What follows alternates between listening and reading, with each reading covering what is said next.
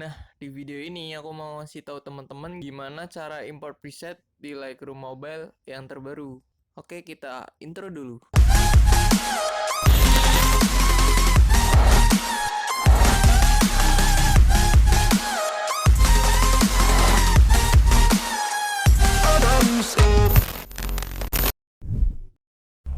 Nah, seperti di awal video tadi, aku mau ngasih tahu teman-teman gimana caranya import preset di Adobe Lightroom sisi mobile versi terbaru. Nah, seperti yang teman-teman lihat, kalau di sini tuh belum ada user presetnya ya.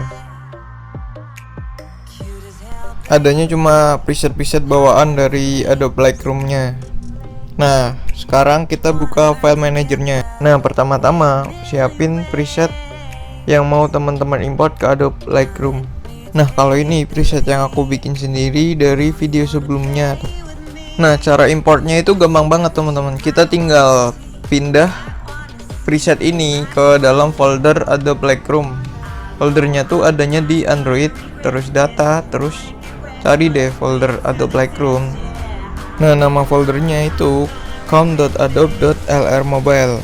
Nah, terus teman-teman buka folder file, terus carousel dokumen, terus teman-teman klik yang angka itu 000. Nggak tahu kalau di handphone teman-teman mungkin beda, pokoknya ya angka. Terus teman-teman cari profile, terus setting, terus user style. Nah, paste di sini.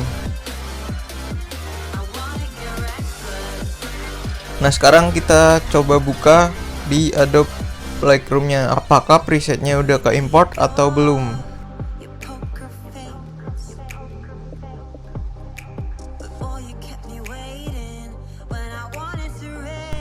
Nah, sekarang kita buka foto.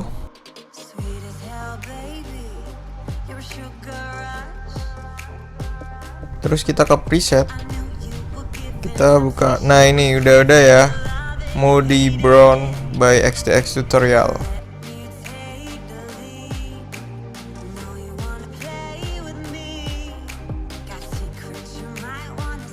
Nah, udah deh. Tinggal apply.